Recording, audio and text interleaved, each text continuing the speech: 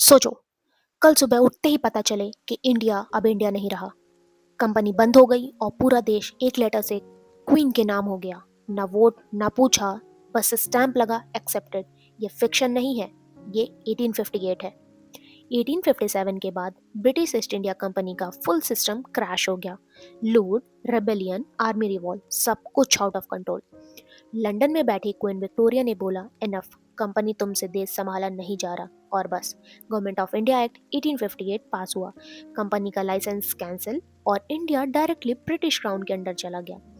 इस मोमेंट को कहते हैं क्राउन रूल का बर्थ। पहले बॉस था गवर्नर जनरल, अब नाम बदला। वॉइस रॉय मतलब क्वीन का ऑफिशियल व्हाट्सएप एडमिन इंडिया में। पहला viceroy Lord Canning, control का रिमोट गया लंदन। इंडिया में सिर्फ एग्जीक्यूशन। और एक नया कैरेक्टर आया, secretary of state for India. London में बैठकर बोला, तुम ग्राउंड पे काम करो, हम जूम से रूल करेंगे। Exam बूम्स।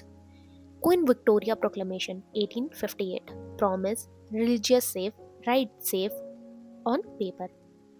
Indian civil service strong हुआ। इंडियंस के लिए exam equal to London trip compulsory.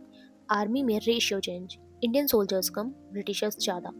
1857 का ट्रॉमा याद था ना? क्राउन रूल याद रखने का फॉर्मूला, सी कंपनी गई, R remote London, O officers Britishers, W white power, and no Indian control. Crown rule ने इंडिया को स्लेव बनाया, लेकिन इसी सिस्टम ने फ्रीडम के रूल्स भी लिख दिए।